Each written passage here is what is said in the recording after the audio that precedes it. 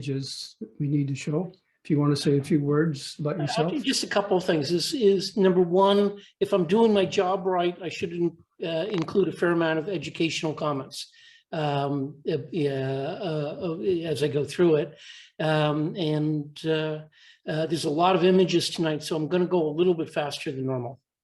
And so if I seem a little bit abrupt or talk like a New Yorker, I apologize in advance. Okay. And how many images are there? It's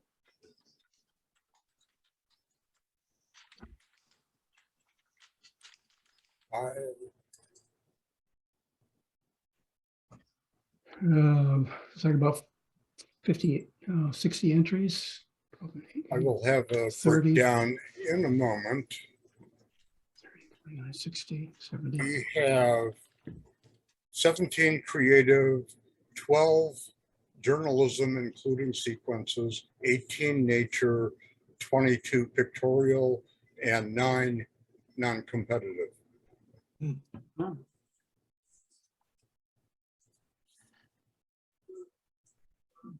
Sequences usually take a little more discussion than individual images, so there's a few more beyond when you include those.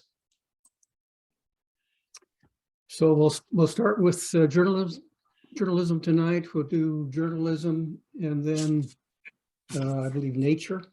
And that'll get us to about the halfway point in terms of the number of images, and then we'll cover pictorial and creative the second half and non-compete. Okay, so we'll start if everyone is ready.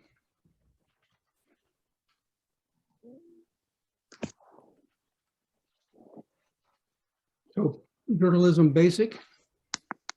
Palo girl from Brazil's Sinew Reserve is caught between her culture's traditional past and an uncertain future, threatened by deforestation, land grabbing, corruption, and industrial agriculture.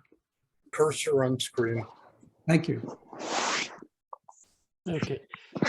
This is a really nice environmental photo in a number of ways, but it's also a very personal photo. You got close to the girl. She's looking worried and looking off to the side. And normally, if it was a normal situation, domestically, I would think that you hadn't done a good job of connecting with her. But here, it actually, that worried look that she has actually goes very well with the title and the story that you're representing here. So that's working well. Her face is coming across very, very cleanly.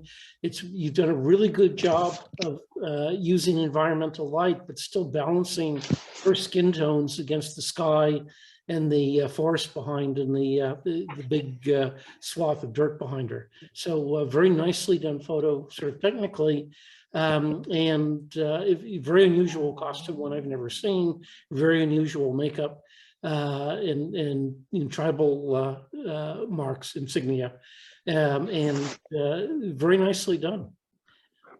And this is a good crossover for travel as well. Next. On clamming, one of 3. Spud Point at Bodega Bay with its tidal flats is one of the best spots for clamming in Northern California. Clammers dig for clams at low tide, hoping to keep their catch away from the birds. Gapers, little necks, and softshell clams are just some of the species clammers can find in Bodega Bay. Okay. The second and third images tell the story really, really well. So the second one with people clamming and some birds out there clamming, and then the fruits of their labors shown in the dish shows how varied the clams are and how many different things that are good to eat there. Those work very well. The very first opening shot is not the most attractive shot of the Bodega Bay flats that I've ever seen. And it's partly because of the angle of the sun and whatnot. So think about finding a better shot to lead in with so that it looks like something you want to learn about. Here, with the relatively harsh light coming from almost the direction we're looking into and sort of midday light, The contrast is high, and so the flats look very uninviting here, whereas they look much more interesting in the next shot, and then the dish is shot very well. Next. Okay, we go to journalism intermediate, 3 images. Dark Side, 104 sequence. Founded in 1854, the Santa Rosa Rural Cemetery is rich in history. Dedicated volunteers of the Rural Cemetery Preservation Committee provide maintenance, tours, and special events. For the past 26 years, the Dark Side Tour has presented vignettes of murders, suicides, and other tragedies of past Santa Rosa residents. The cast has a lot of fun dressing up in period costumes and enacting the ghastly tales. After this brief burst to life, the cemetery reverts to its usual serenity. And this is a really nice sequence that each of the 4 images adds some value to it. This one's a little bit static, but still shows how big a group is there. And we get a little bit of sense of the old gravestones. Next. And then the next 2 are showing vignettes with essentially unpaid actors doing their bit. And I think the bit of them having a lot of fun is important to include there, because they do kind of look like they're, he's supposed to be dying, but he looks like he's trying to avoid smiling. And then the final one is a nice way to end it. So it was a nicely told story in the pictures. Next. Bee Beard, 1 of 2. At the 2008 Palo Honeybee Festival in Shasta County, California, beekeepers demonstrate how to make a bee beard. Shannon Wooten, a world-class beekeeper, describes the process. A bee beard is created after the honeybees congregate around a queen bee, which is placed in a small box at the subject's neckline. The before and after are strikingly different, but the second shot is the killer shot. And the people who are good with bees are very good with bees and know how to do things like this without paying the consequences for it. So that's a remarkable shot. It's set up by the people promoting the bees, but their bees are important, and this is really a really wonderful shot of something very unusual that none of us on this call will ever try on our own. Next. Mustangs, 1 of 4. The lead stallion, referred to as the band stallion, mates with a mare to increase his chances of his genes being passed on. A younger stallion begins to challenge the band stallion in an attempt to steal the mares and make them his harem. Fights between stallions can be fierce and result in serious injury or death. Fighting for dominance over the herd often includes biting the neck and pulling manes. At the end of this challenge, the existing band stallion maintains his harem of mares. Okay. So lots of sex in this one. So the first one is a wonderful setup shot of the lead stallion doing what he gets to do as the lead stallion. Next. And here we see that it's immediately becoming fierce, and you can kind of tell by their body positions from the 2 stallions that they're about to get into it. Next. And here we see the ferocity of it, and the fact that the lead stallion still has an erection from his prior activities. But then the next one is a close-up, and it shows a little bit of bit hair coming out, but it's a little bit too close up, and we don't get as much information in this shot as some of the other ones. And so there's an intensity to this one that's meaningful to the photographer, but it doesn't get across to the audience quite as well as the other 3. So it's a good sequence all the way through.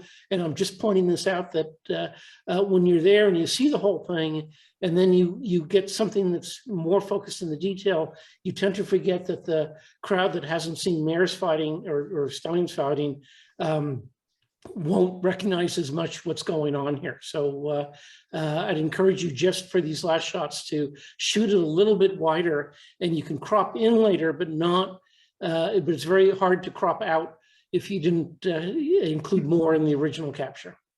Next. Journalism Advanced, 2 entries. Memorial Day, 1 of 2. Boy Scout leaders, scouts, and parents prepare to place the United States flags along Main Street in Sebastopol, California. Boy Scouts of America, Troop 27, Sebastopol, place flags on Memorial Day each year in Sebastopol to honor the men and women who died while serving in the U.S. military. Okay.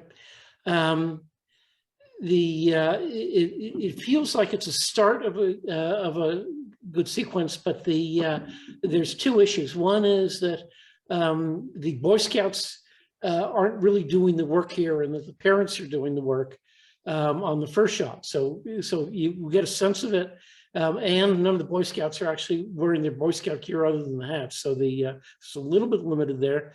And then on the next shot, this works sort of, but it would work a lot better if you showed the parade starting to march in from the right-hand side or something. So we got a sense that there was a Memorial Day a parade with it, or something else going on that was took it even beyond the flags. So I don't know, maybe that you don't have a parade there, but a lot of places do, and that would be a good piece to add in. Next.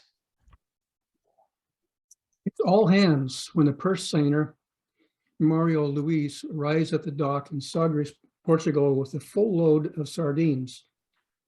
The fish will be rushed to market immediately to be sold as freshly caught.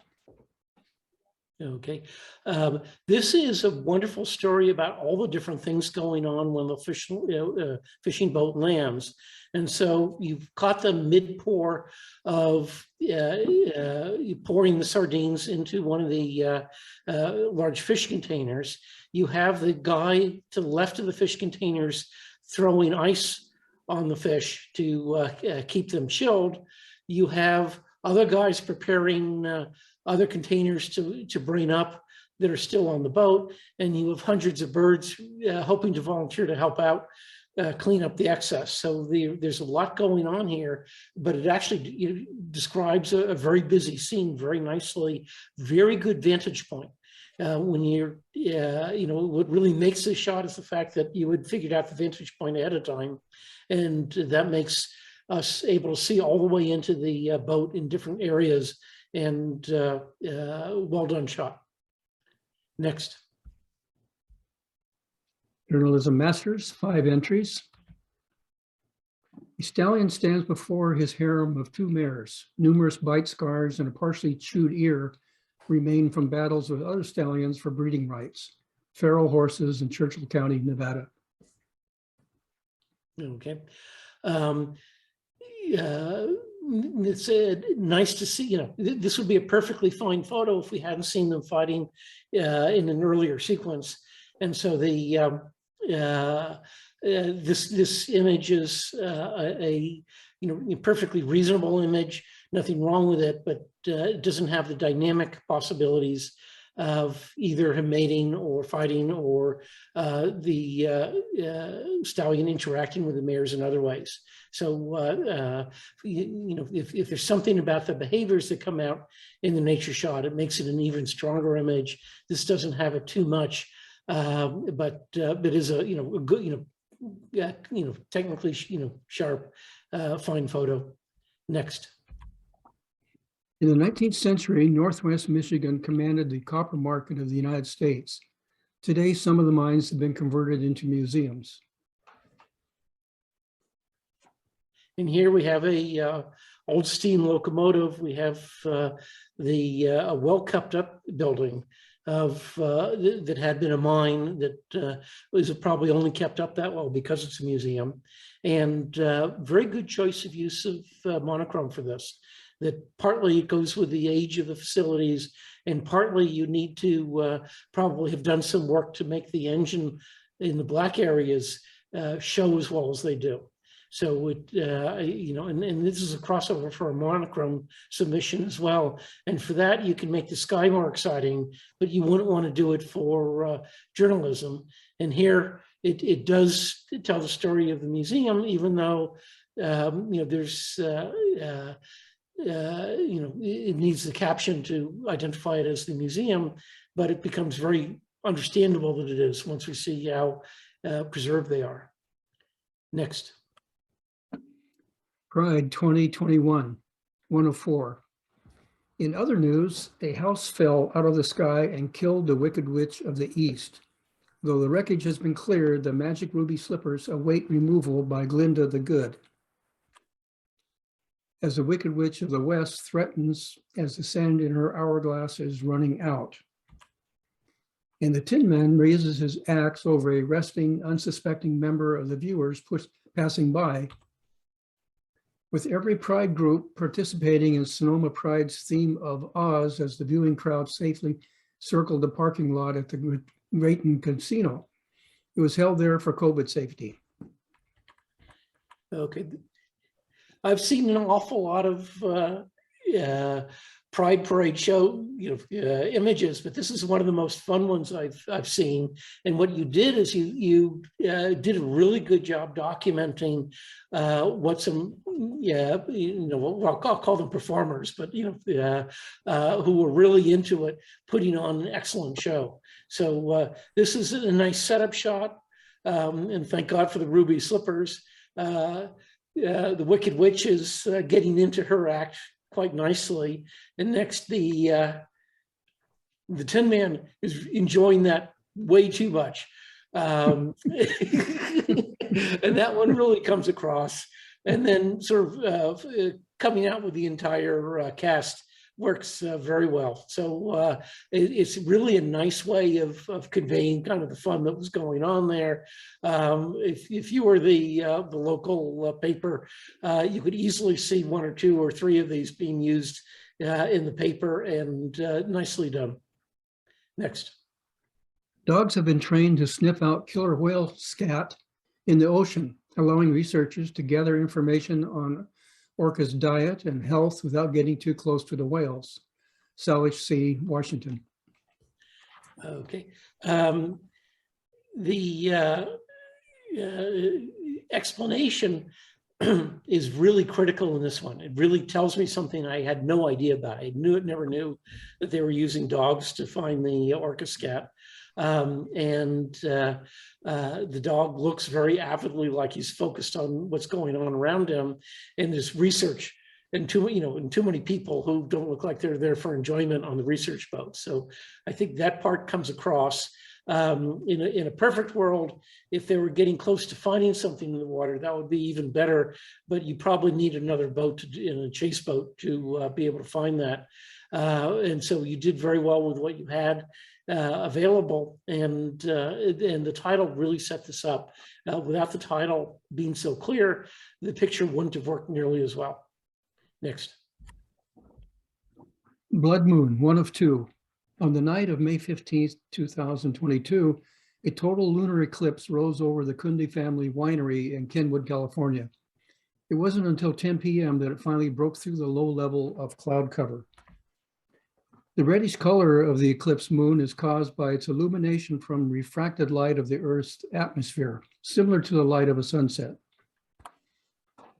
Okay. In terms of newsworthiness, this may not make the front page, but you photographed this particular one quite nicely. The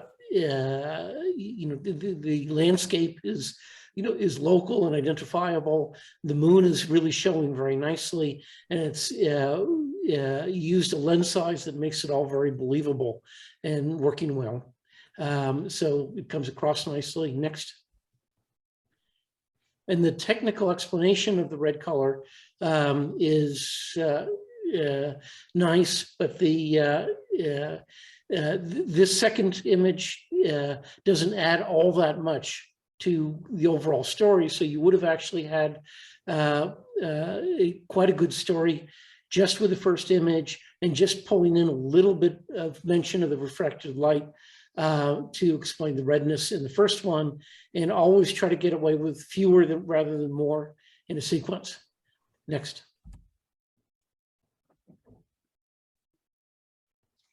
Okay, we go to nature. Basic, 10 entries. The goose is loose. 2 Canadian geese, Bronta canadensis, fly by on their way to a landing. No. And particularly when you're doing shots, you're going to end up at N4C. Be careful in nature about doing too much of the fun part of the caption. So if this was in Pictorial, the goose is loose would be perfect and everyone would enjoy it. In the nature study, it's kind of like we're being science teachers. And so the goose is loose is something that people would not enjoy as much, but the rest of the story is exactly right. And you have really nice separation between the geese and the background here. It's a very clear shot of them. You weren't panning, but you had a wide enough lens to both get the goose sharp, but wide enough to not cause the background to be distracting. Next. Sea anemones, cnidarians, of the Olympic Coast Sanctuary. Anemones like these are currently being studied for their stinging cells for application for human medical use. Okay. Very good shot of the anemones. I don't know if this is shot in a research facility in tanks or if you were actually in the water with them. It clearly was not shot, looking down into the water. Excellent job of getting such clear underwater shots that it's often much more difficult to get these so clearly, and you've done a very good job here with it. So big kudos to on this one. Next. Lunchtime, a great egret, Ardea alba, with its wingspan of 52 to 67 inches, flies home with its catch. And the egrets do a lot of small, rodent hunting, and you capture that very clearly here. And the egret looks good in full flight, and decent size meal for the family back home, I suspect. Otherwise, he would have eaten it himself. And once again, the separation from the background is working well. Next. Crawdad crunch. A North American river otter, Lontra canadensis, crunches a crawdad in the reeds at Ellis Creek in Petaluma. Well, you've found an opening to kind of see the river otter. But this is one where I would have liked you to zoom in a little bit more so that the otter was a bigger portion of the overall frame.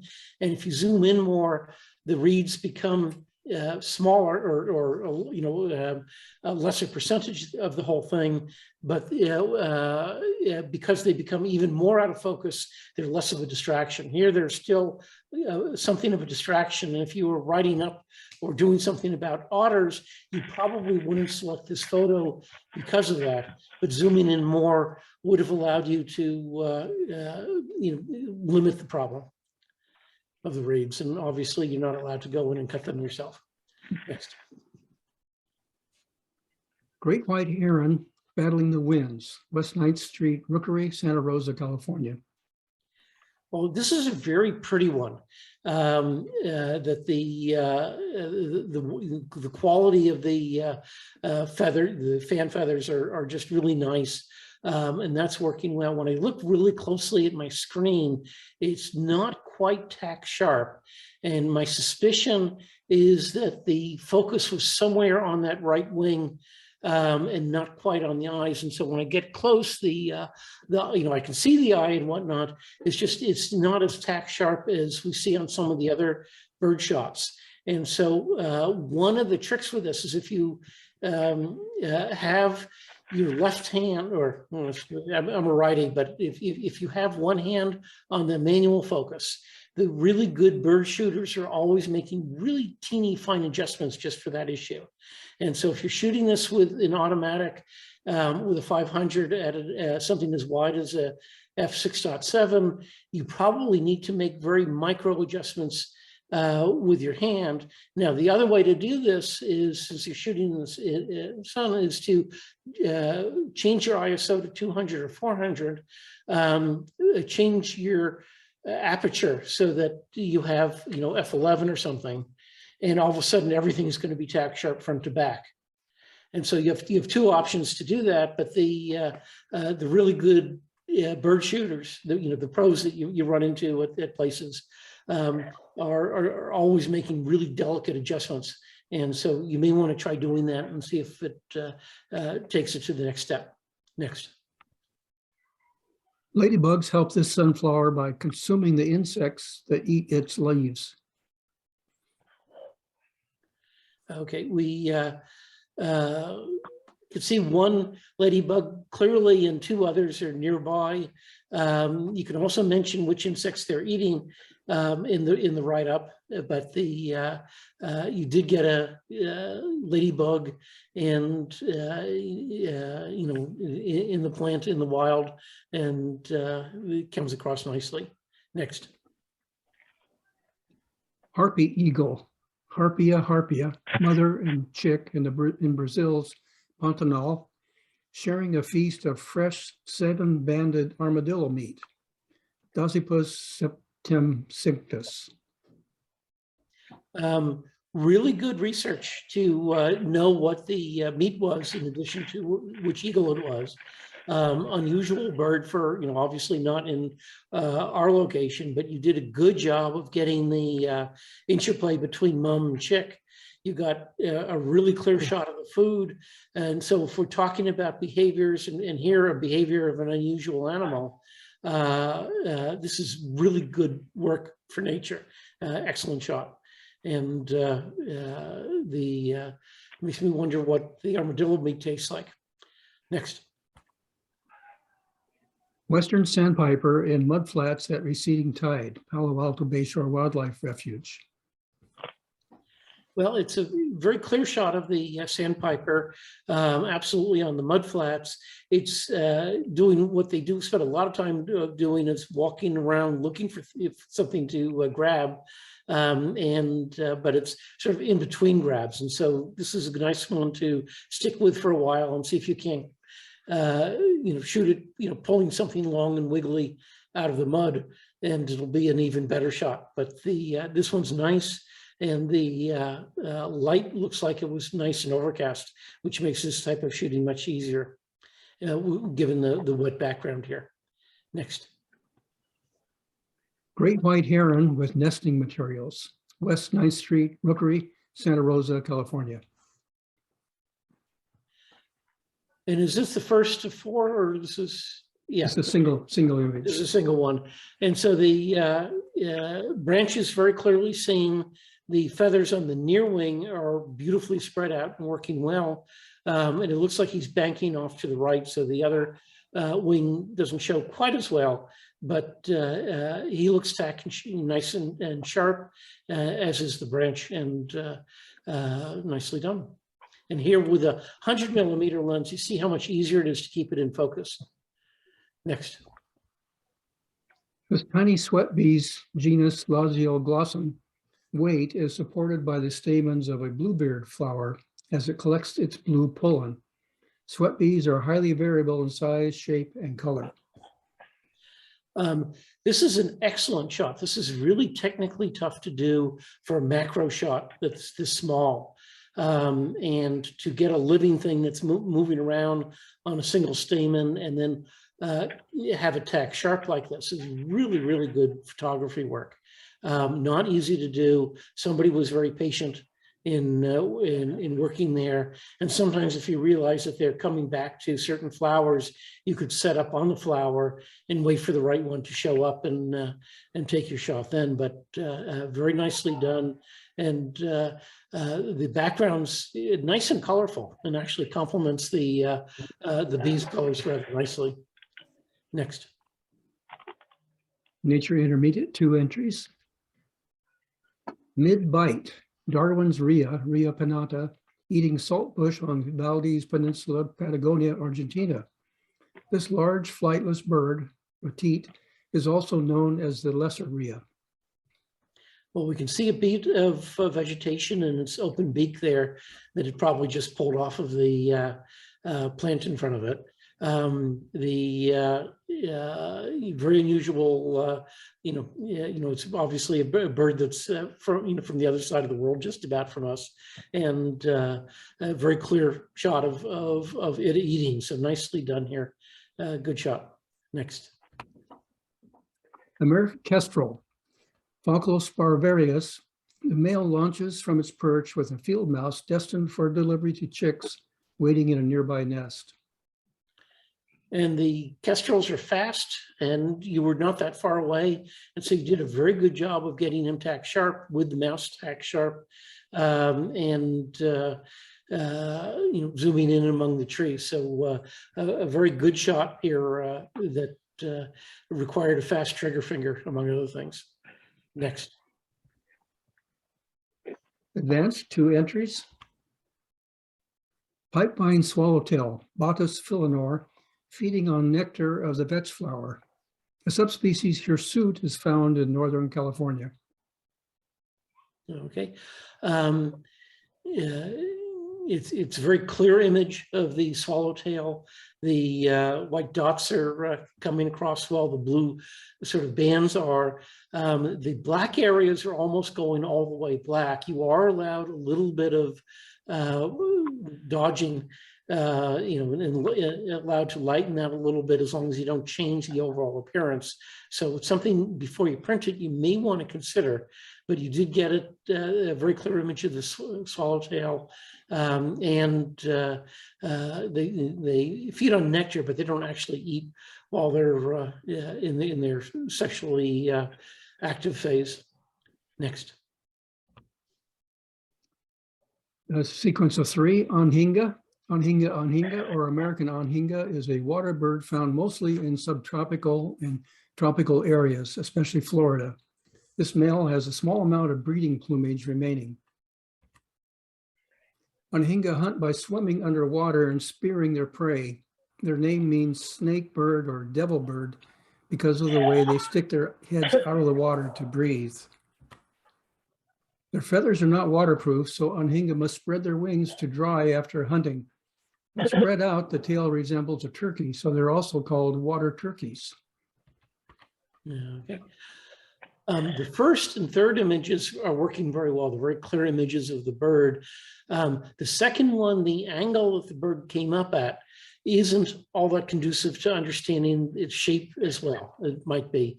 And so this is one where I try to hang out a little bit longer by the water there and see if you can't get him to poke up his head and do it more at a right angle to you so that the shape of the neck and the beak work a little bit better photographically. Here he's looking away from us and we don't get as much detail as we got in the other 2 shots.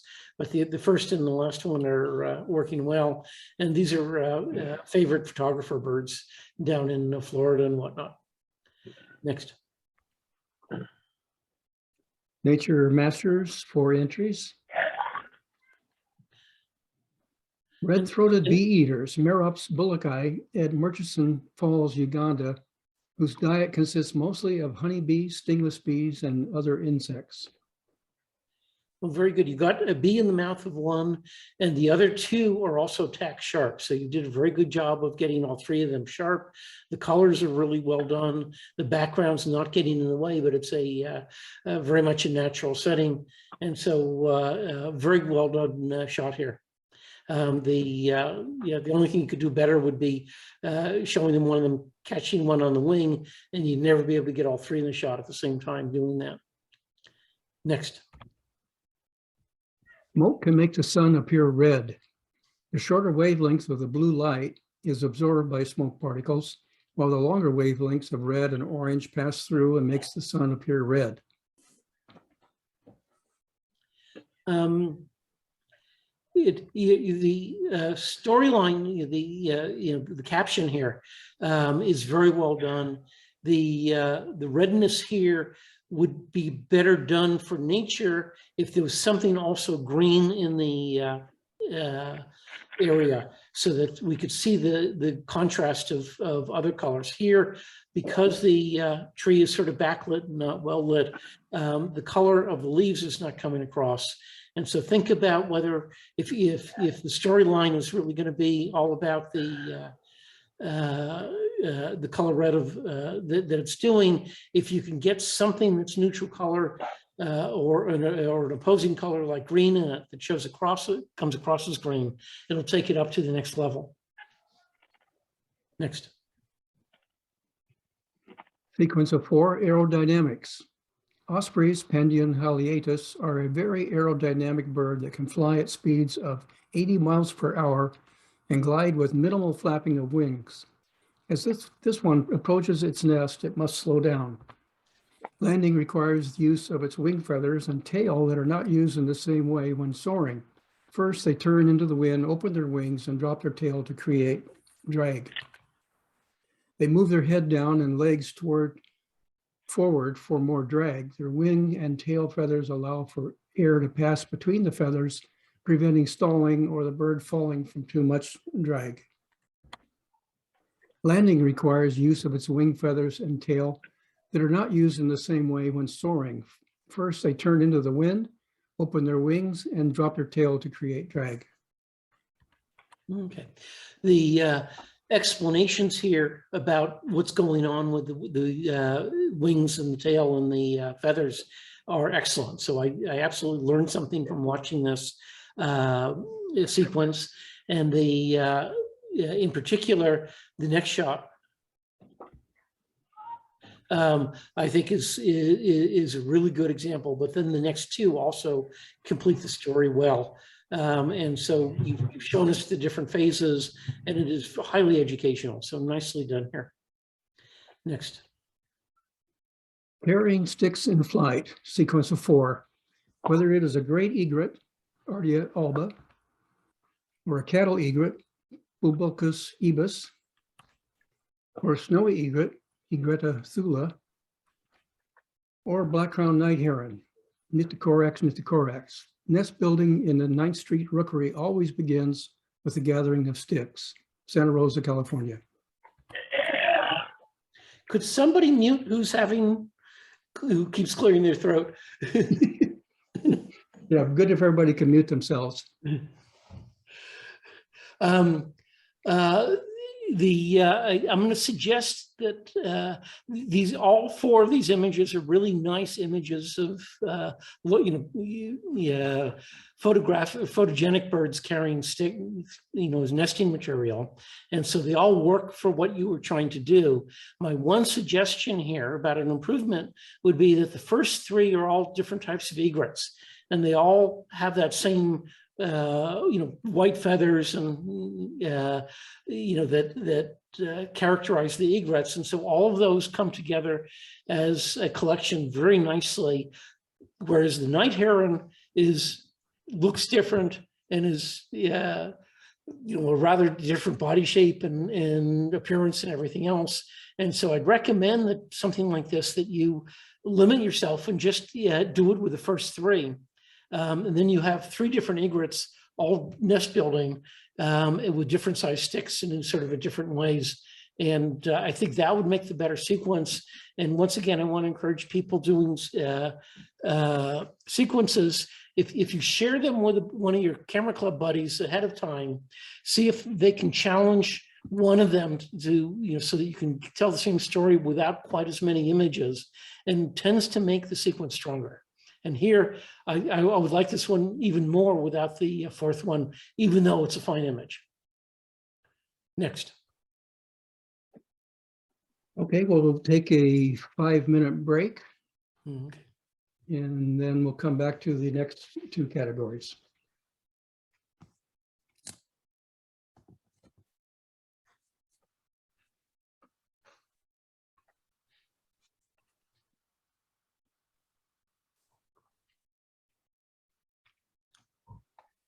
And feel free to talk and converse.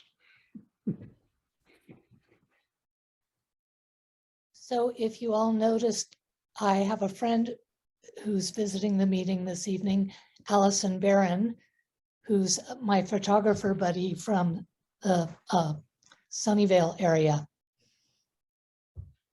Welcome, Okay. Stephanie. Welcome, Welcome, Allison. Allison. Allison. Allison. Welcome, Allison. Thank you.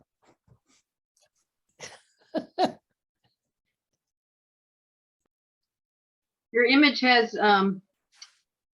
verve or something. Good picture.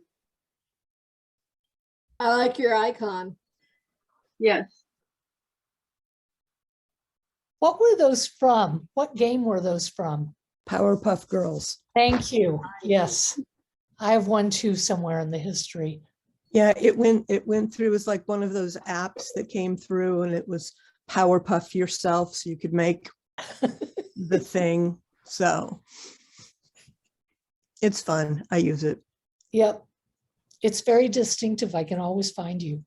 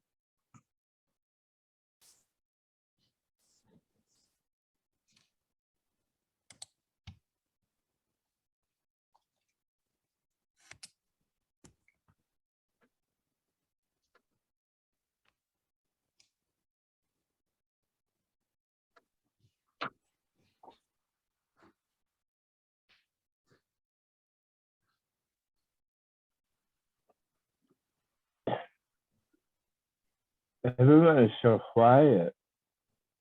Yeah, unusual. Usually you get a bunch of photographers together. Yeah. How did your show go last weekend, Bill? Oh, very well. Thank you very much. It was, I met a lot of great people, and we talked a lot about, I'm on a cell phone, so I'm kind of flexy with cell phones. Anyway, it was, had a lot of great people, and we enjoyed talking about the art, which is why I do these things. I hope to get out this weekend. Well, you're certainly welcome to come. It's a great time, and I have 2 other artists with me that are also very, very good. So, All right. and that was, by the way, I apologize. I didn't know my mic was up. That was me clearing my throat, and I'm sorry for the interruptions. And I got bounced out of Zoom. I had to come back. It came back. It had a mic on, and that was me. I apologize. It happens. Everybody, we always have some kind of background, and we're sorry that you're having trouble. We've all been there. Yeah, it is not intentional.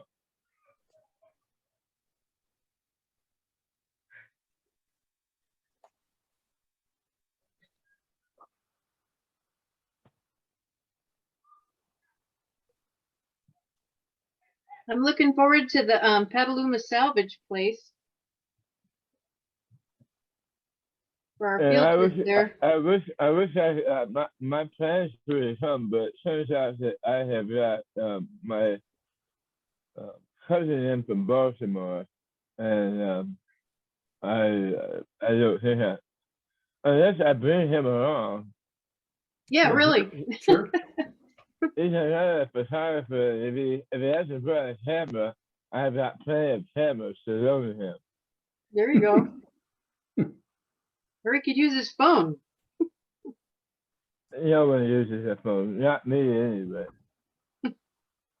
But and it's not. Yes, it has to do with if I have to be inspired by not just the subject, but the hammer actually inspires me. The operation of the hammer is part of the whole experience. So to me, a cell phone is just hit, hit, hit, hit.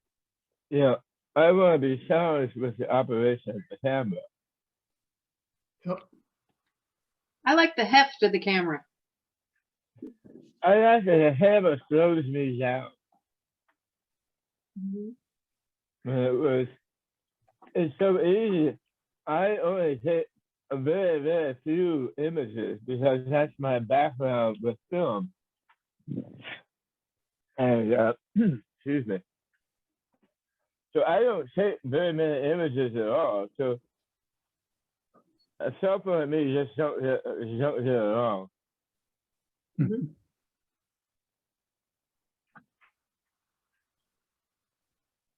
Okay, well, we've been out for 5 minutes. I assume everybody's Perfect. getting back. I smell dinner going on. Yeah, exactly. And I have my microphone muted now. Okay. Okay, so we're back. I see Dan is there. Our next category is creative in basic. We have 2 entries.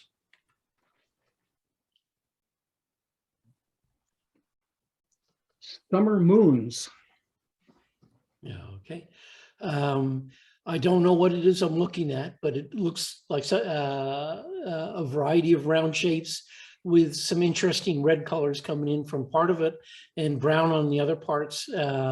It has enough visual interest to hold my interest. So I'm looking at it, and something about the very small dots in there helps pull me in quite a bit. There's probably a little bit too much light colored on the left-hand side. And if you crop that off, all of a sudden I find at least that my attention sort of stays in. Remember, the eye tends to be drawn to the brightest part or the most contrasty part of the screen. And if that's right on the edge, it kind of gets the viewer's attention to wander. And here's a nice one that cropped, I think, gets even better, but it's an interesting picture and it holds my attention and I have no idea what it is. Next. 8-spotted skimmer at rest. Okay, and here we have a literal shot of the skimmer that's then been played with a little bit in Photoshop, particularly with the background. So we don't see it exactly as it was. It's interesting. It was the underlying original shot was probably done quite nicely, and this works. But it also doesn't drive my imagination quite as much as the prior one. So, you know, in the background here in particular, I think is nicely done, but the changes to the skimmer itself, you know, are not overwhelming. Next. Intermediate 2 entries. Poppy dance. And here I like the idea. It just feels a little bit funny that her 1 foot is up in the air, even though she's dancing, but it's up in the air right where the pedal falls away. And for some reason that, for me, detracts a little bit from it. So I think this is a good sort of thing to start playing with while you're learning how to, you know, insert people in different settings. You did a good job with the foot that's down of making it look like it's down on the flower. It is a nice combination, and you do have her looking back into the flower, which helps. Next. A ladybug's journey. I'm very glad you didn't do any manipulations to the ladybug. I think it works fine for manipulating the tulip. That's a digital manipulation that's congruent with the underlying nature of the tulip. And so I think that part works well. Having the literal ladybug in its original form, I think works fine. And so it's a nice, pleasant combination there. Next. Advanced level 8 entries. Do you ever wonder what lives in tide pools? I think this one's brilliant. I think you've taken scenes from this within the very same photo and was successfully created a living monster crawling out of the soup here and up on the rocks. And I think this works just wonderfully. Nicely done. It looks like the entire creation was done in Photoshop, and you've done a very nice job with that. So it does look remarkably organic for something that that you've created, and the eye helps a lot as well, but the tentacles look like tentacles. So that's working well, and you've taken an interesting background to do it with, so that holds our interest. Next. Man reflecting. And you've gotten several reflection layers in here. I think what would help in a perfect world is if the guy was not just sort of standing there, if he was doing a little bit more or showing more, interest or excitement or something. Multiple reflections from windows, I think, are a good thing to play with and whatnot. And here, sort of the human ends up being a critical part of it. And because he's very passive in his stance, it doesn't carry as well as it might be if he were interacting with the camera a little bit more, or making a face or seeming more interested in it. Next. Echoes of color. Okay, and so you've done sort of multiple takes on the iris that are receding off in the distance, and that part with the flower works okay. I think you would have done better to not do the same thing with the flower pot. That if that had it just been static and it was just the flower that was moving around, I think it would help a little bit with this one. And this is pleasant. It gets along okay with the underlying flower, and it was a good original flower shot, so a good iris shot. So that part is working well. Next. Neon fireworks. Well, here the red and blue one is working really well. I don't like the position in the frame of the green one. You're, as the photographer, you're responsible for the location within the frame, and it just feels like the green one's being cut off prematurely and not positioned vis-a-vis the blue and red one as well as it might be. So you have a really strong start, and if you have access to the green one, think about placing that more in different parts of it and see what feels better, but probably have it in from the frame a little bit more and playing off the position of the green and red one a little more. Next. The fixer.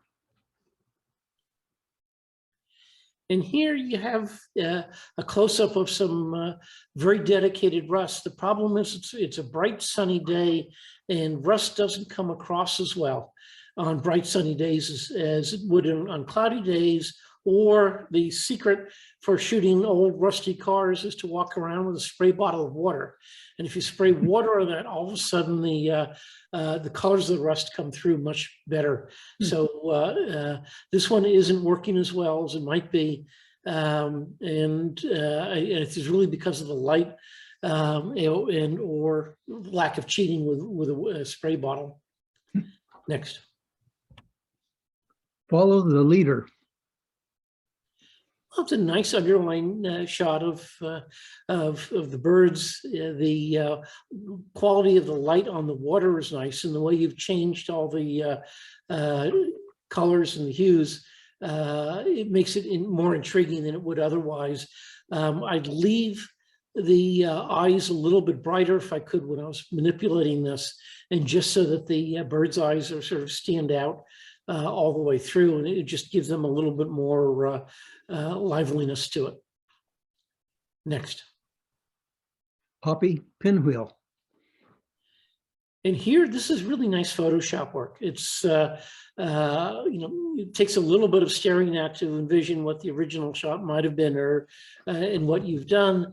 And it's, obviously very much digital manipulation, but it's a very well done organized, thoughtful, wheel that you've created here. So you have it repeating so much, it becomes its own new thing. And also the background plays off of the underlying shot quite nicely. So all in all, good effort. Next. Alas, poor Yorick. I can kind of see two eyes that might almost be eyes, but the one on the left is so much bigger than the one on the right. It kind of doesn't hold as well as it might. So this one doesn't work as well as sort of a imaginary image of sort of a skull or something. And it ends up being, too much of it is a bit of a confused, complex pattern where the skull pattern doesn't come across strongly enough. This one's, an interesting attempt, but I don't think it's as strong as it might be. Next. Creative Masters, 5 images. Suspended in time and space. Very nice set. This is one of those wonderful examples. If you're down by the water early in the morning and everything's still, and you take really long exposures, you get wonderful effects like this, where it just mirrors in interesting ways, and the elongation of the mirroring just becomes kind of a little bit mysterious. So it's a very nice shot, very nicely presented, and well done. Next.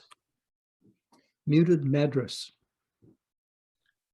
Madras is a good selection for this. This is really a pattern shot.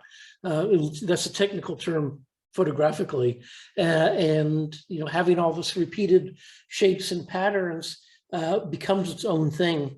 And I think this one's working very well as a pattern shot, and having it as Madras works particularly well. And my mother has a story of running into a woman from India who's from Madras, and my mom says, oh, you must wear it all the time. And the woman said, no, it runs. So anyways, old family story. Next. There's always a bigger fish in the sea. Somebody was having fun putting things together. We have a little toy, a staple remover, some fake teeth, and something beyond that. And so they had a lot of fun putting it together. It's an unusual scene. The only thing I could suggest is going back in and putting a real animal eye, particularly a reptile eye, in the eye of the stapler to take it to the next level. But it's a fun attempt, and not overwhelming, but fun, and keep playing away. Next. Harry Potter knew Voldemort could take many shapes. I can see that there's one area here on the primary tree closest in where it kind of gives a feeling of a dark hooded figure. I would probably want to crop down a little bit. There's too much lightness down below. And since this is, and you have complete freedom here to darken that noticeably so that we're not pulled down to that brighter area below. And I think the hooded area would be stronger in that case. But you have to, be wary of when you're doing things that are all about something that's dark, you have to be very careful about the brighter areas in the frame, because they tend to pull interest away from it and sort of weaken the story that you're trying to do. Muting the lighter tones and probably cropping some of the bottom left would probably help this one a bit. Next. Lipstick. And we have one eye, and we have lipstick that's kind of interrupted by the white stuff coming down. I can see it there. I think it's a good job of seeing. Given that it's creative, I'd be tempted to do a little bit with the lipstick of cloning or moving some of the redness so that it was a more continuous mouth, and that the white area where it breaks up the red mouth doesn't break it all the way as much as it does, or doesn't break it at all. And so that if you had more of a complete mouth there, I think it would work even more effectively than what you have. I like the scene that you did, but sometimes since it's creative, you can take liberties, and I encourage you to do so. Next. Pictorial, basic level, 3 images. Airborne. And here the wings are coming across pretty nicely, but the eye doesn't have a reflection shot. And one of the things in bird photography, the good bird photographers will frequently have a flash on their camera, tuned down a couple stops, but it's enough to give you a catch light in the bird's eye, and it makes the bird's presence that much stronger. So that's one little technique that you may want to take out to the field with you, but it's a pleasant shot of the bird in flight. Next. A glimpse through nature's lens. I love the variety of the size of the water dots here. We have some big ones in the middle where small dots have collected with others and gotten bigger and bigger, and ages of the leaf where they're out of the sun and still very, very tiny.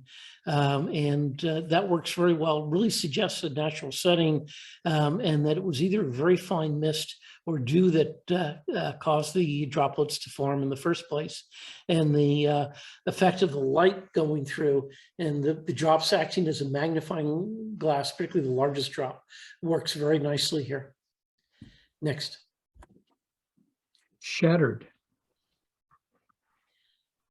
And here, a couple of things are going on that I'm not, all that crazy about. It's safety glass that's shattered, and you have a narrow aperture so that the very nearest parts are out of focus and the furthest parts are out of focus, but you haven't zeroed in on one particular interesting thing to have tack sharp. And so when you're doing something like this, if you figure out what the most interesting piece is and make that tack sharp, it'll work a little bit better because you're the one on the spot and you get to decide what your viewer's attention should be brought to. And so I'd encourage you to ask yourself the question, what part of it did I like the most? And then try to get that tack sharp and let the other parts not be as sharp. Next. Intermediate, 3 entries. Going to the city. Okay. A nice evening shot, a good time in the evening to shoot it. There's still some light in the sky, but the brake lights are solid and continuous going across the bridge. The buildings on the far side are working well, and they've changed periodically where you can get to on the bridge and where you're for this view and where you can't get to. And this is a view that I haven't seen that much of, but this works quite well. Next. Laundry day. Well, I like the fact that the upper one has laundry, and inside the window below it also has some laundry hanging up. I think the one thing you have to pay a little more attention to here is on the composition. And this would work a whole lot better if the space below the bottom window of blank wall was as big as the blank wall above the top window. Right now, it feels just a little bit cut off on the bottom. And unless there was something there you were trying to avoid, there was a problem. I suspect that you didn't spend enough time looking through the viewfinder to figure out exactly what the right composition was. And so here's a good one where I want to encourage you to slow down and spend a good 30 seconds looking through the viewfinder, changing the composition very subtly from here and there until you get one that just feels exactly right. And this one doesn't feel like you spent that time. Next. Repair shop, Puros, Kunene region, Namibia. I heard they're very good on the prices, but they're not very quick on the turnaround time. This is actually a fun shot. It tells a story about, trying to work on things. It looks like the work's interrupted, and they maybe that they take the thing apart, figure out what parts they're missing, and then try to send off to the city for the parts that may show up a week or two later. So the and you understand in a desert area like that, having not doing any work unless you could have a roof over your head to block out the sun. So it's kind of an interesting picture and something we learned something from. And the dog was ignoring you as well, so that's fine. Next. Advanced 6 entries. Tulips and tapestry. Okay, there's a number of things that are working very well here. I think you did a good job of lighting the flowers. The tulips, particularly the 4 on the right, are really nicely lit. The fall off to the 2 on the left is fine. You don't have to light them all the same way, but they're nicely lit, and you're showing the shape and the color all at the same time very nicely. The blue fabric below it is a nice complement to the yellow, and that works very nicely.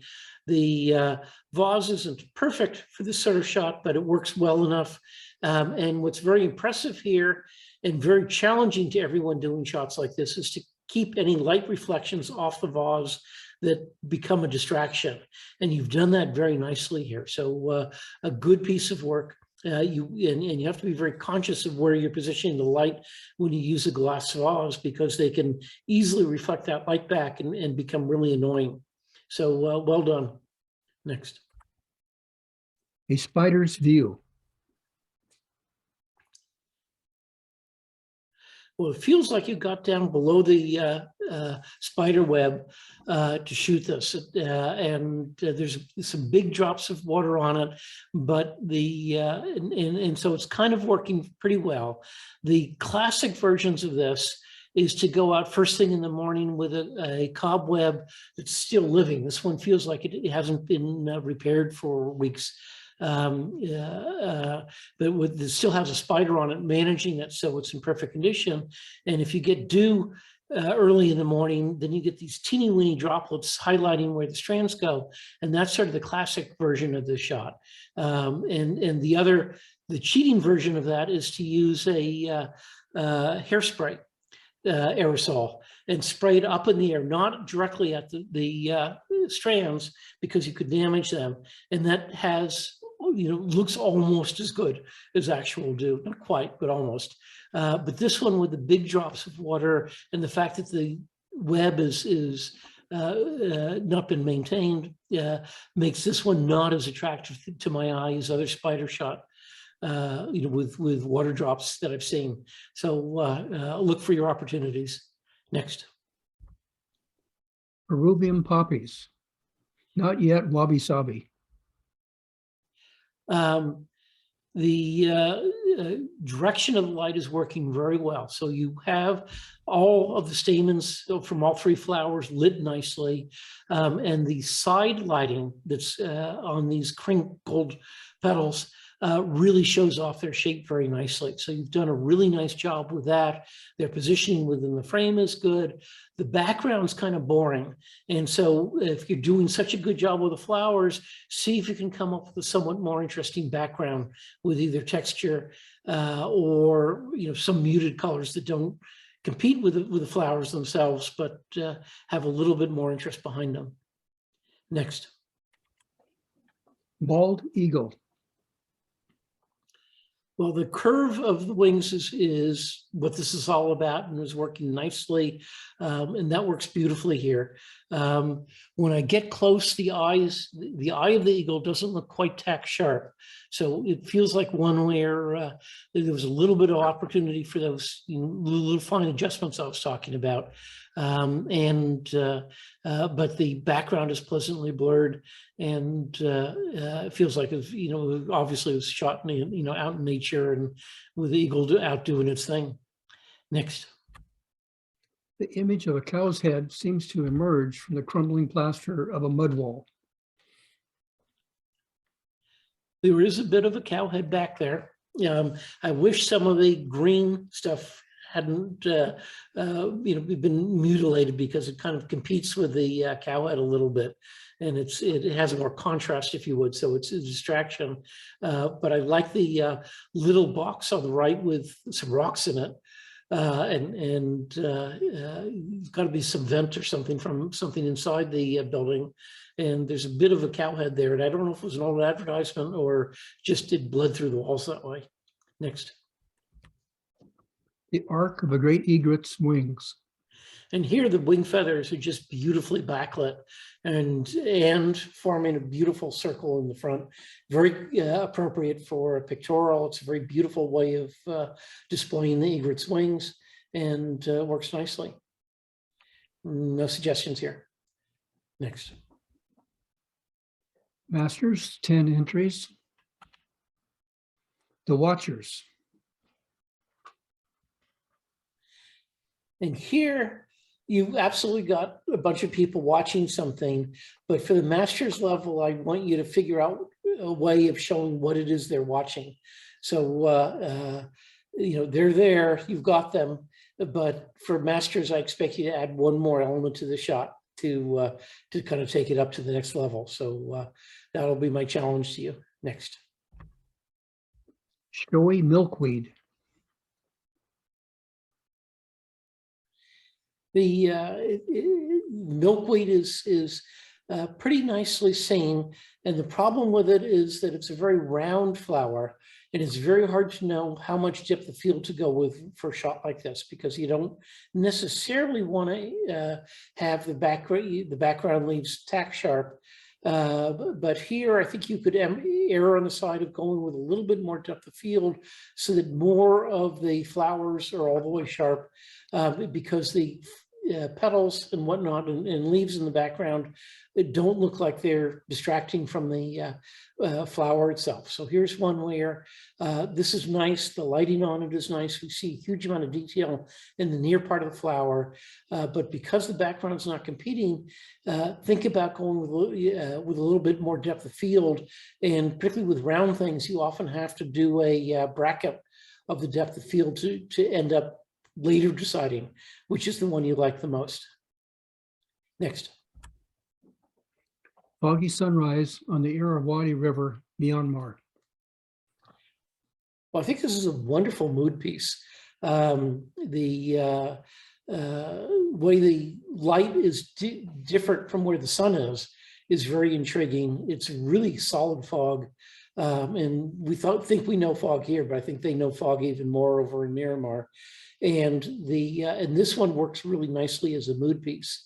I think there's a few things you can do with something like this. If you think about printing it, think about using a very textured Japanese paper to print this on.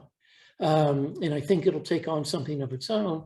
The other thing, if you're in a situation like this, also keep your eye open for an intriguing foreground element. When you have really heavy fog, and it's all about this incredibly heavy fog, if there's something rather close to you, right on the shore there, like an old, local traditional boat or something like that, and that was on the bottom left or bottom, a little left of center, it would give something that was tight and sharp, but also, let people appreciate, what a difference the fog makes even more. So two ideas to play with on this one, but I really like this one, and I'd encourage you to find an intriguing way to print this. Next. Sunset at the south end of Bandon Beach, Oregon. This is a really excellent shot of sunset sea stacks for a number of reasons. One of which I want to point out is that the sun is completely blocked here. That a lot of people, when they're shooting a sunset, have just a little bit of the sun poking out from behind a tree or a rock or something like that. Here, one of the reasons this is so effective is that because the sun is so blocked, we actually see a lot more detail in the rocks, in the dark, wet rocks that are facing us on the shadow side, We also get a really nice effect of the light bouncing off through the space in between the rocks. And it kind of gives us a visual path for the eye to follow on the way out to enjoying the sunset. And then the quality of the light where the sun's beaming up into the clouds and underlighting them is a really nice quality light. We get a really strong sense of sort of the sun rays going upward there, and that's working. And then finally, you have this wonderful purple that usually doesn't show up until well after sunset. This indigo quality to the dark, to the blue.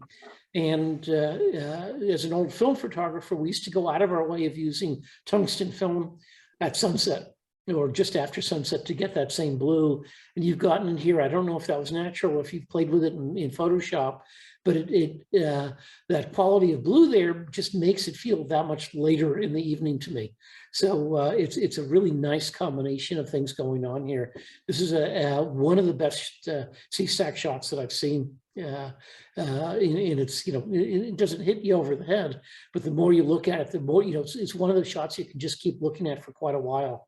And that's a very high compliment. Next. Birch and maple dance. And this is a really nice vertical panning of birch trees with wildflowers in the background. And it's working really nicely. Good job of panning. And the birch tree itself is young enough to have really smooth bark and work really well with it. And you have, you know, reds and greens and yellow, oranges and light yellows and whatnot behind it. And all that makes it much more of a sense of dimensionality than you would get if this is just a straight shot. So a nice job of panning, very colorful, very nicely done. Next. Sandstorm, Monument Valley, Arizona. And here, once again, you have a nice shot of sand being blown between us and the Minton Buttes, and the far buttes are being obscured by blowing sand. Once again, I'd like some of the foreground elements to be shown a little bit better, so that there was a fall off from the clear to the muted because of the sand. I think some of the sand area in the front looks like it's going to be tack sharp if you were down a little bit lower into it. And I don't know if you're doing it from the rim of the parking lot or if you'd actually walk down a little bit. But if you walk down a little bit and get that some of the near elements, you know, and make it more of a near far shot, the fogginess from the sand then stands out in contrast even more. And it's a nice trick for sandstorms as well as fog. But interesting photo. Nice, nice one. Next. Street scene, Varanasi, India. This is a wonderful scene. It's a lot of fun. I also would suggest that this is an interesting one crossover for travel. I love the way that goat's just sitting there in that funny position, perfectly comfortable, just staring at these strange people out there. And the background with the just, you know, various elements of on the walls are just wonderful. So I like it a lot. I think compositionally it's working quite nicely. I like the writings on the upper right. I like the position of the goat. I think you thought about, you know, where you were cropping this after the fact probably, and did a very good job of cropping it. Next. Oh, I just caught myself from falling to the ground. Learning to fly is not easy. Well, I think this is actually a very good crossover for nature. I think this is a nature story of a young egret, you know, getting in trouble of starting to learn to fly, and it works very well as a monochrome. In fact, it works probably much better as a monochrome than it would have in color. The sharpness of the eye and the wing feathers are very good. The rest of it is you know, confused and whatnot, and I like the fact that it's going out of focus, and you could probably crop down on this even a little bit more and not lose the story here. But I also think it makes a good nature story too. Next. water textures, and a grebe. Yeah. It's a grebe. The water is being driven by the wind a fair amount, and local wind as well as just offshore wind. And so the waves are fairly, confused and not a strong pattern. And the red eye of the grebe comes across beautifully, but the rest of it is okay there, but not do anything in particular. So it's nice. It's positioned well in the frame, but it's not as strong a shot as I'd expect in the Masters. Next. Ghost leaf. Well, we can see how there's just the filigree left of the structure from parts of the leaf near the center. And that comes across very nicely in the shot. I like the fact that there's color on parts of it so that we get a sense that it's part of it had been a colored leaf and whatnot, and getting below it and showing it this way, I think, or actually you may not be below it, you may be above it, is working quite nicely. And we're seeing that filigree quite nicely. The other possibility, actually, as I'm looking at it, is if you insert something darker in color behind the leaf, the filigree would show out even more closely. So if there was something dark gray that's the same color or same tone as the bottom left part of the leaf behind the center, the filigree would pop even more than what you have here. So it's okay to do a little repositioning gardening for shots like this. Next. Non-competitive, we have nine images. For non-competitive, where we're looking for the critique and not part of the competition. Yep. A little light playing. Okay. I think this is really intriguing. I think this would do very well in creative. I think you've done some interesting things of creating these stripes and this three-dimensionality and the open torso. It's very intriguing. And the fact that you repeated it with those silver balls in the top right adds a lot to it. And I'm very glad you just gave a hint of it on the face and didn't actually take strips out of the face, because at some point that would start getting probably gross. And so I like the digital manipulation here. I think the underlying shot, you were able to get close to the juggler or whatever she was doing there, and that was intriguing. But I like the digital manipulation. I think it is creative, and feel free to engage in the competition, because I think a shot like this will do quite well. Next. One lonely hiker in Death Valley. Okay, I believe this is probably the Sulphur Hills, a bit above Zabriskie Point, and there's some nice hiking trails there, and the overcast sky works very well here in monochrome, and I love the figure in the I'll call it foreground, but it's really middle ground, but it gives a sense of tremendous sense of space to the whole thing, and just scale is the word I'm thinking of, or really looking for, is, these are big, heavily weathered hills that are very interesting on their own, and have various little paths worn through them that are fun to walk on. Next. It's a sequence of 4. Sturgeon's Mill. The landing man begins the process of setting up the hook called the bucket. The bucket is attached to a heavy chain and cables. The 2 men work together to wrap the chain around the log. The mill bull wheel will then pull the log up to the head rig for milling. The landing man will guide the log run from the outside, while the other man jumps on the log to move into position to help guide the process from inside the mill. Sometimes the hook has to be dug out after getting stuck under the log. This is a common occurrence, and the guys approach the task with sweat and good humor. Okay, so let's go back. It's a sequence of 4, and so what we're trying to do here is tell a story to people who weren't there. And so this is a very effective opening shot. And it's partly because the guy on the left is standing up and working on these with the chain on the big logs.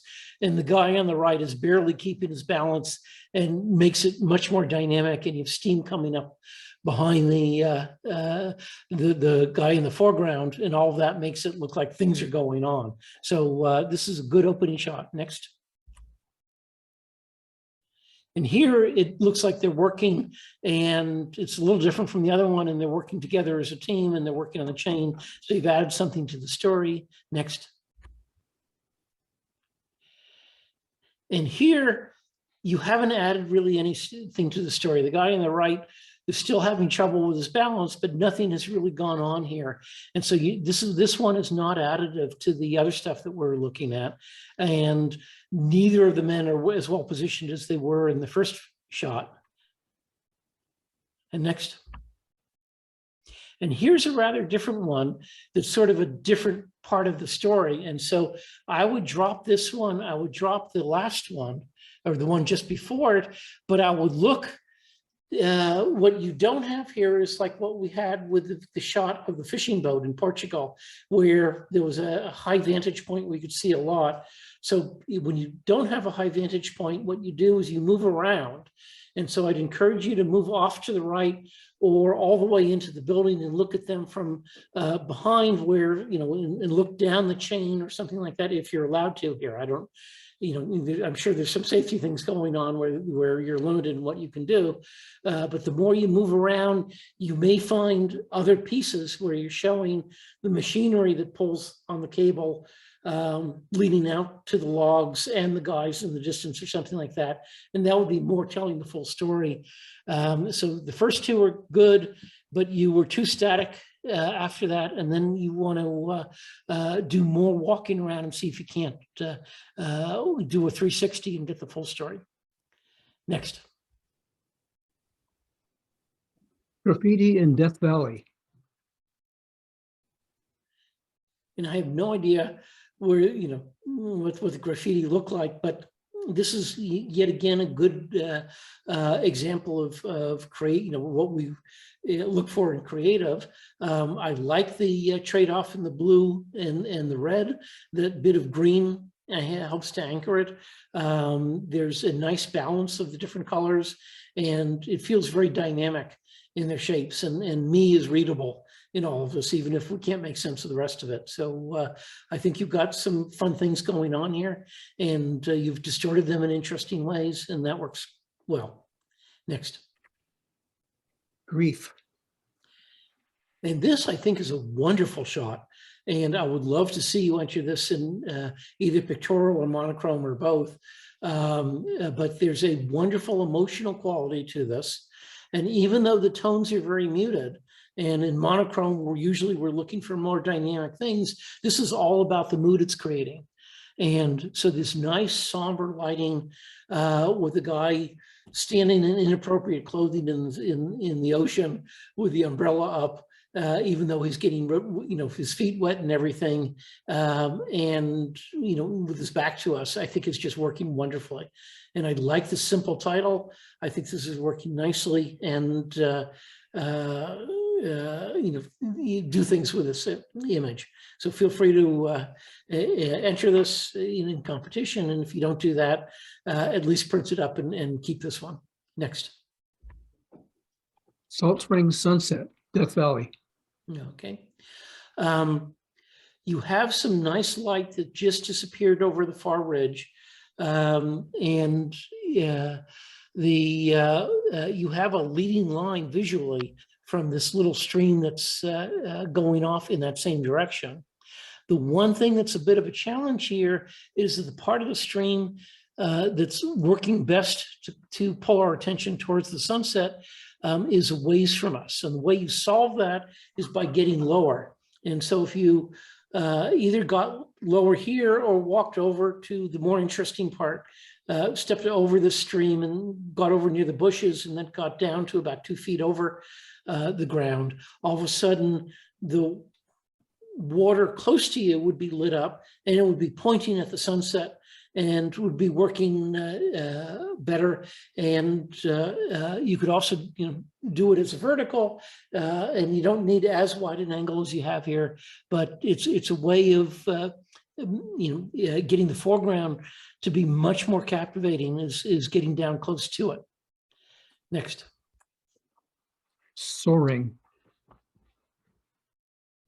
Well, I love the texture that you have in the sky and the clouds and the forest scene. I think that all that's working very well. What bothers me a little bit is how dark the birds are. And just emotionally, I would love to see a lighter colored bird or a couple of birds like that up there. And so I don't know how much of the birds were put in digitally, or if they were there at the time, or what the full story is, but I can imagine those birds being white and working, or a light gray and working much better than the heavy dark ones do, because they're pulling my attention away from the very soft pastel and textured pastels that you have for the rest of the shot. And so I don't want anything that's black and heavy in it. I want that to be also light and pastel, and not breaking the mood, if you would, of the shot. It should be complementary to the mood. And that's really the only negative comment. I like everything else in the frame. It's a nice shot. I like what you're doing with the texture. And it's a very painterly approach to the photography. Next. Doll with cattails. Well, yeah.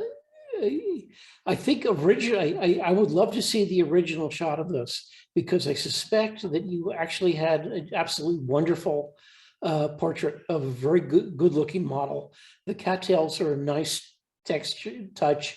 Her black simple outfit is wonderful. Her I suspect her eyes are awfully big, even in real life, without having done anything to distort it. And I don't think the distortion is making her more beautiful or anything. It makes it odd, and it makes it maybe a little feel like you're in one of the funhouse, mirrors from the old days. But here, I would love to see your original shot, and I'm not sure what you were trying to do with the distortion, where you were, making the neck super skinny and whatnot. But I'd encourage you to do that in much more subtle ways. Because you've captured the original capture here was just wonderful. The model is wonderful. She's a great smile, and everything else that's going on here. And so, and you obviously were using studio lighting here, and doing it well. So, so I'd encourage you to not feel like you have to do it, do the late twists on it quite as much as you did here. Next. Civil War enactor. And here I really like what the person did in making use of the light of the inside of the tent. It's not only good lighting for the guy and whatnot, but if a woman was there, it would also be very good lighting for a woman. And so this is working nicely. The guy would probably love a print of this picture, and he'll let you shoot him in the future if you give it to him. And but it's a nice way to deal with a really sunny day. If you can find a fabric like this to get under, or get your subject under, and have light kind of coming through and bouncing around, it's a really nice way of doing, lighting a person. And this one comes across very well. Next. Okay, we've covered all of the images. All right. We'll take a 5-minute break again, and then Steve will come back with the winners. Okay, and I'm going to close my camera, but I'll be around. So if you have questions about what did you mean by such and such, yeah, I'll be around. Okay.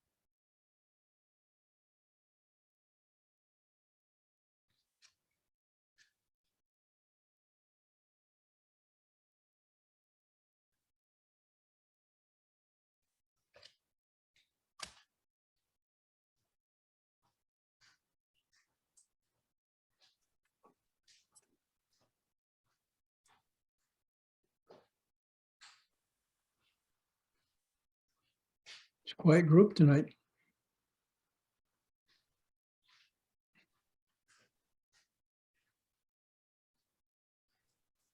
Blah, blah, blah, blah, blah.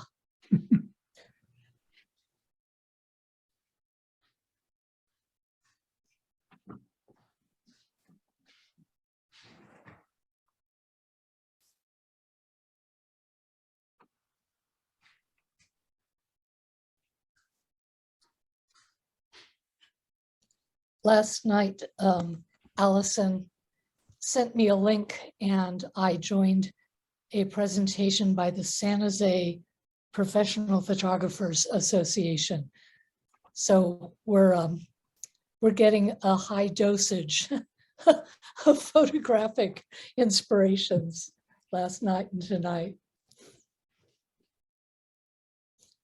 And this morning, a friend of mine had come to visit and decided that if I was attending a presentation by professional photographers, she needed to buy one of my photographs so that I could be professional. So she did. Great. I had one on the wall. She paid 2 pennies for it. Now you're professional. Yep. She overpaid me for some other things, so it balances out. Oh, I should give her a receipt.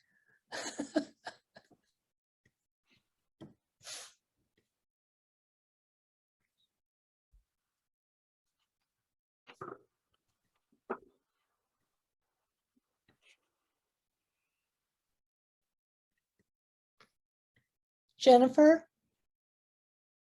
you're muted.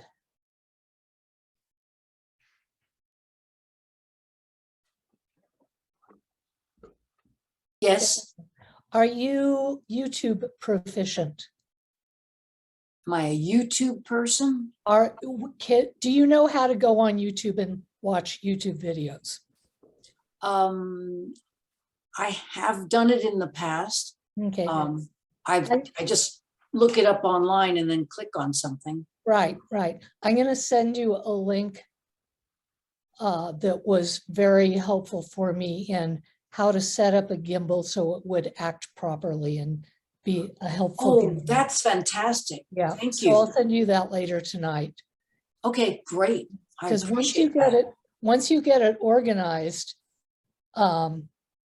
there's a way of aligning your lens base to the mount.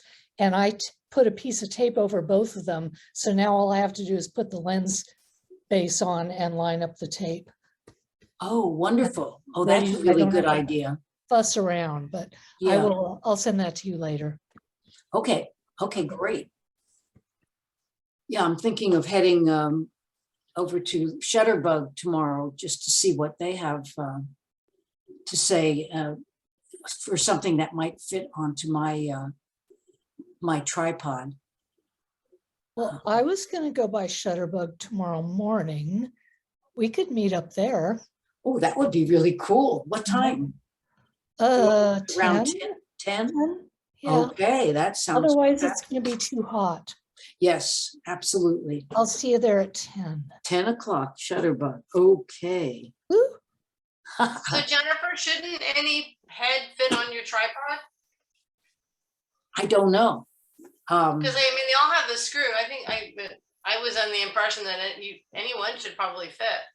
I don't know. I'm gonna look at it right now. Tripod heads? The short answer is yes, but she's looking for a gimbal to hold a long line. Right. No, I have a gimbal. I know what they are. But I Yeah. mean, but Well, a gimbal should fit on it. Right now, versus it has a ball head on it. So you Right. have to unwind the ball head and the Yeah, screw and that then holds just screw on the head gimbal. Oh, is that, all right. Yeah.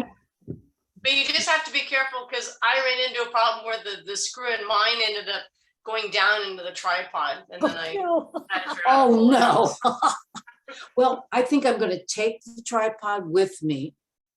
And in fact, I'll take both my tripods with me and talk to them about it and find out whether I have to actually get a new tripod and head, or whether I can just get a head. No, usually that's a standard thread size. Mhm. Yeah. on all of your good tripods, which I assume that you bought if it has the big lens, and they all have a standard thread size so that you Okay. can swap out your, whatever, you Okay, want this for is the a head. Pro Master Yep, you something. that'll work. You I think had, it'll I work? had one of those, yeah. Okay, Yep. all right. Oh, this is exciting. My son's Um, using my ProMaster now, but yeah, they're great. Well, there is a man named Frederick Larson who sets up these photo trips.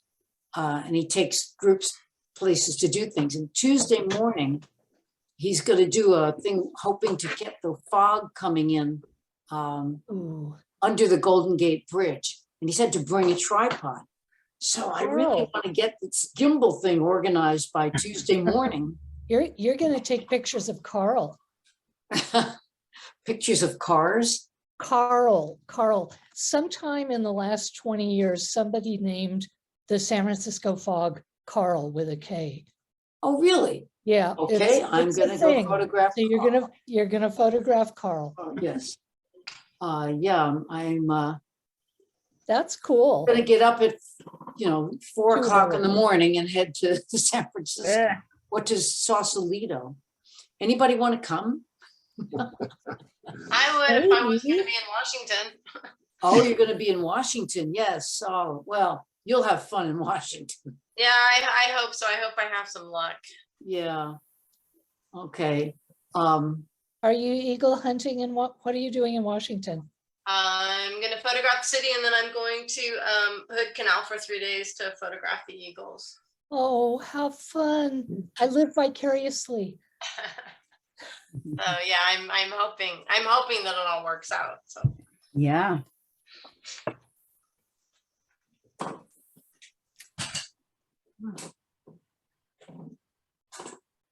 Yeah, I'm still working on my photos from my trip.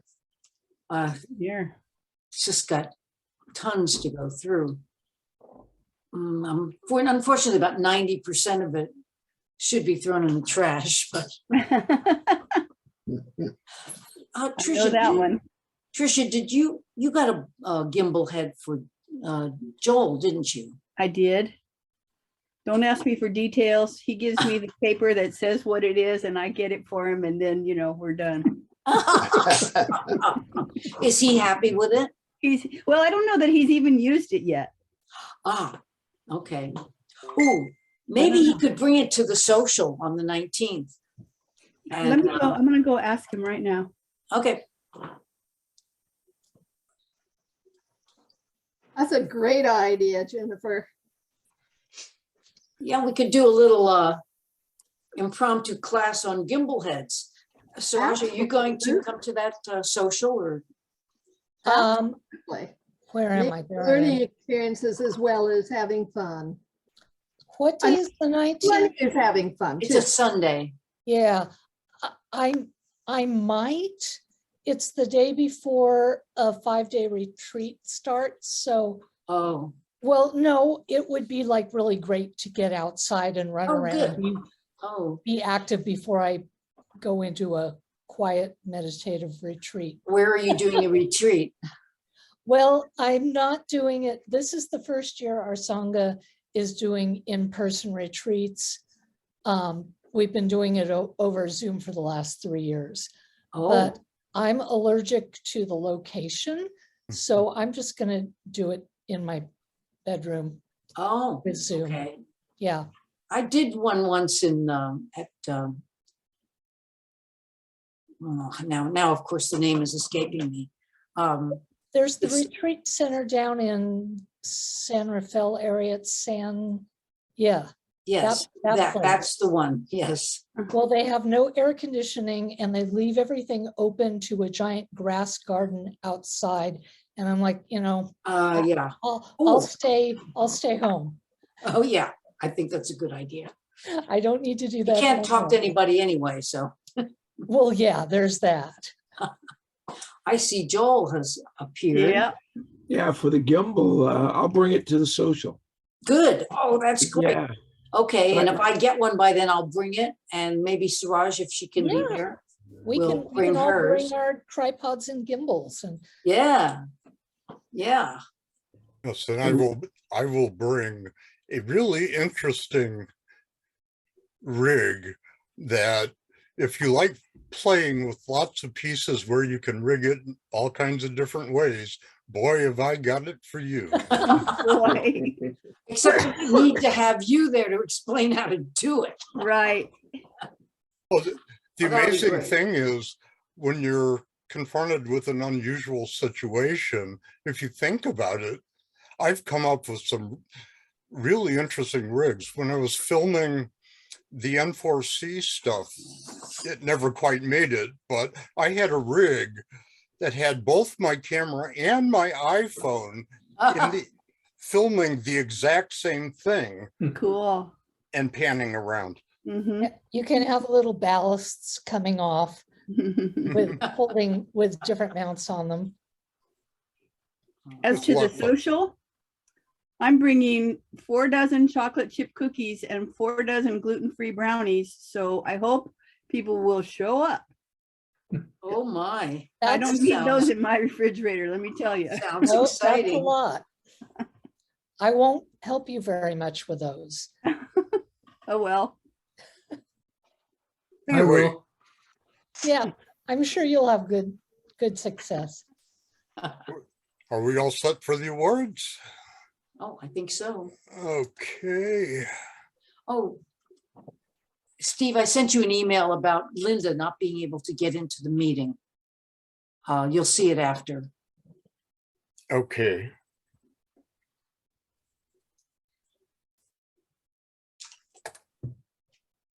And okay, my screen just did something funny. The Zoom screen, that is, not the competition. So, We see your display. right, but I have two displays and the one with all the little Zoom thumbnails. Mhm. All the thumbnails shifted over to the right and there's a big gap at the left and it's like, huh? Anyway,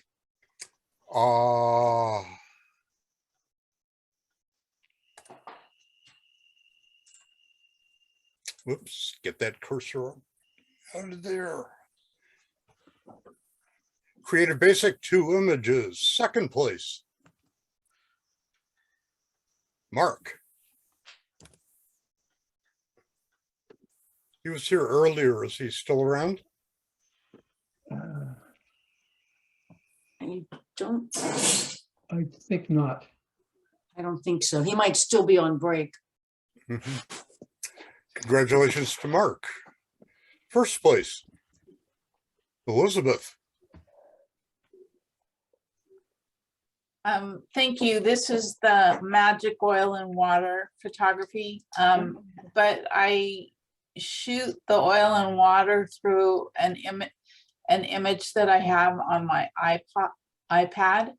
And so it's like two images. Anyway, thank you. It's really cool, Yeah, Elizabeth. it's cool. Congratulations.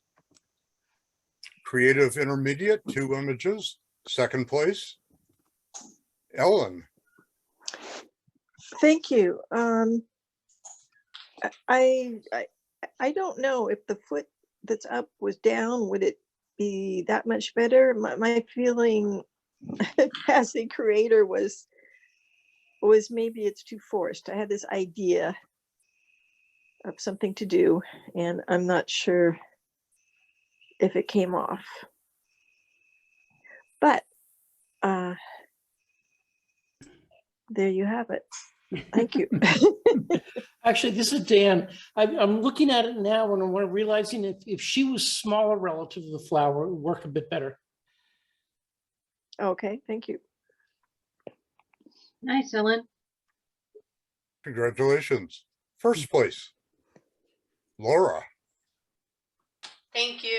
I had the flower and I was trying to come up with something different to do with it. And so apparently this year ladybugs were everywhere. And so I found a ladybug in my yard and photo stacked it and added it to the flowers. Thank you. Congratulations. Creative Advanced, 3 images, 3rd place. Linda. Oh, she can't get in. She can't get into the meeting. That's right. Um, Congratulations to Linda. Let me quickly double check something for the Zoom people so that I can also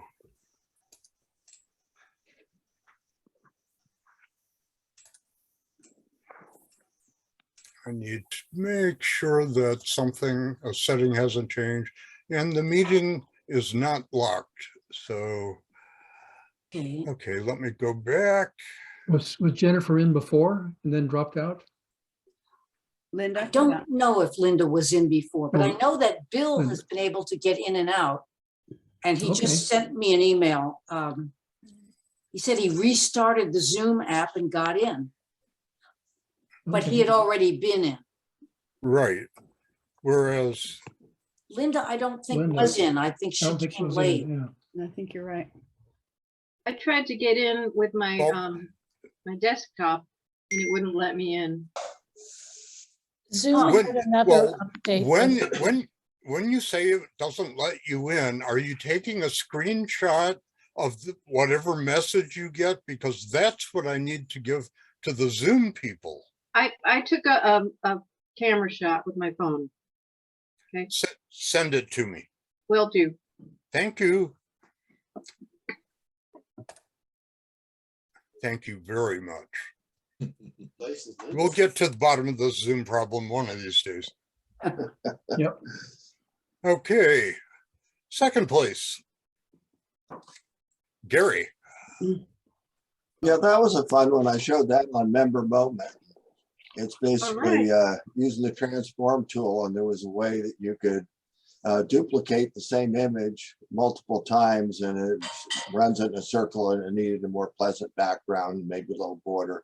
The background was the background from the group of poppies that I have there. It came from that background, but I thought doing that. So it was a fun little project, yeah. What Cool. tool did you say? Amazing image, Gary. Yeah, I love it. Yeah. Gary, what tool did you say? Very cool. Technically, really well done. Uh-huh. Congratulations. Thank you. Yeah, congratulations. Jennifer, do me a favor. Can Yes. you send an email back to Linda and say if she didn't get a screenshot to try again and take a screenshot? Okay, I'll send her a text saying that. Thank She you. said it just said the meeting is no longer valid. And Right. Right, but I need a screenshot need a of screenshot. that. Okay, Yeah. I will ask her. Thank you.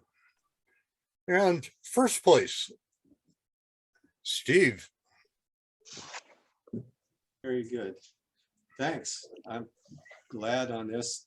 The waterfall shot's one that I put in before. I have a color version, which I thought was spectacular lighting, and it fell flat in competition, got nothing, which I was surprised. I put a lot of time and effort, and I was really proud of that. So anyway, I turned it into a black and white, and also the sea monster. That's actually, I have a piece of glass. It's a slag glass, great big. It's like this, let me find my camera here. It's like that big, actually like that big. And the slag glass is kind of a greenish tone. And I thought it was sitting in the dirt in my front yard, and I thought it was black. And so I picked it up one day, and I saw light, and I go, oh, wow, it's actually, you can actually see through it. So I make these light boxes that are LED light boxes that I've made for like some of the largest crystal skulls in the world to display giant crystals and stuff. And it's something interesting that I've made. They change lights and flash colors and blend colors. They're really amazing. So I took that glass and put it on there, and I took a whole series of images where there were different colors blending in them. And then, so this was initially just the slag glass, and then I took and I warped it and then changed the dimension to make it, or the aspect to make it look like it was kind of more tilted. So I played with it for a long time, thinking about putting it in another image, and came up with this as a good image to put it in. So anyway, this took me a lot to do, but it was 2 images that weren't, that were just fell flat, that I said, hell, let's put it together and try playing with it. So this is a massive amount of work. So I'm glad it finally paid off as something. Thanks. Very effective. Great. Good work. Really great. Good work. Yeah, that's nice, Steve. Thank you. Cthulhu is alive and well. Congratulations. Thank you. Creative Masters, 2 images. Second place, Liz. Ooh. Oh, thanks. This was a motion blur and I put some other cross pieces in and toned it down a little bit. And I just thought of, I don't know how you pronounce it, but Madras. We always called it Madras. Madras. Madras. Ma. But thank you. It's Nice. really Good. pretty. Really pretty tones. Love Yeah. the feelings. Very nice. Congratulations. First place, Mike. Mm, Wow. very nice. Beautiful. He's probably gone to bed. Yeah, I'm guessing Petaluma River. And Yeah. it's Great. just Right. really, I've Great taken a theme. lot of fog shots of pilings and stuff there, but Yeah. nothing that's without background. So that's very interesting. I really like the way it works. Beautiful. Yeah, that's great. You notice he did 20 seconds on the shot, just as Dan indicated, makes it good. Oh, Yeah. Interesting. Congratulations to Mike. Yay. Good job, Mike. Journalism Basic, 2 images. Second place, Amy. Oh, Thank you. I was actually wearing the same clothes the day that I went clamming, and I still smell like it. So it was a lot of fun, actually. So thank you. enjoy your catch. I did. It was an all-day adventure. I actually got a clear day in Bodega Bay, which was pretty amazing. those ghost shrimp are a great sturgeon bait and striped bass.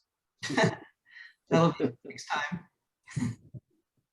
Congratulations. First place, Yeah. Stephanie. Mm, Thank you. I was lucky enough to be in the indigenous territory where this tribe lives last month, and yeah, this girl's face just struck me. So, thanks. beautiful. Great image. Beautiful shot. Congratulations. Stunning. Yes. Thank you. Congratulations. Journalism Intermediate, 2 images. Second place, Laura. Thank you. I appreciate the input on the last image, so I'll keep that in mind next time I do a sequence. Yeah, it's good input. Congratulations. Amazing.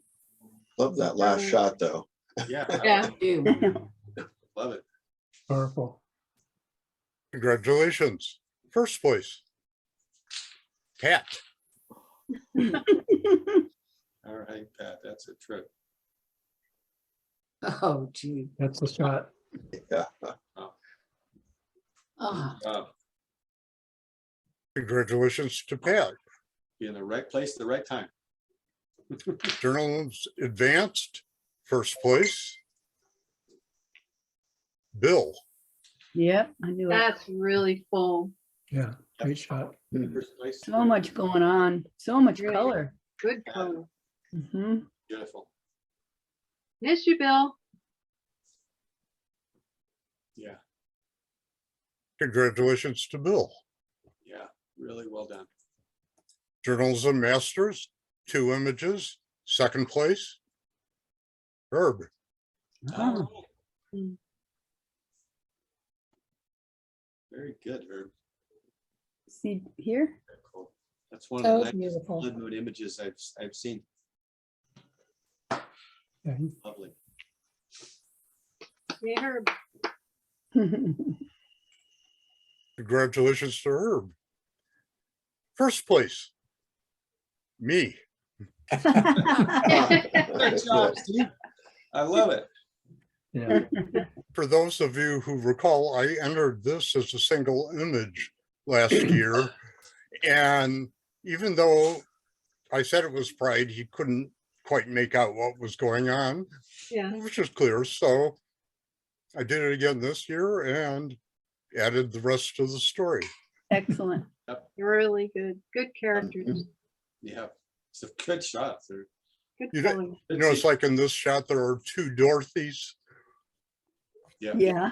Yeah, and Everybody like wants to be Dorothy. this Tin Man is different than, whoop, Yeah. too far. That Tin Man, yeah. Yeah, definitely.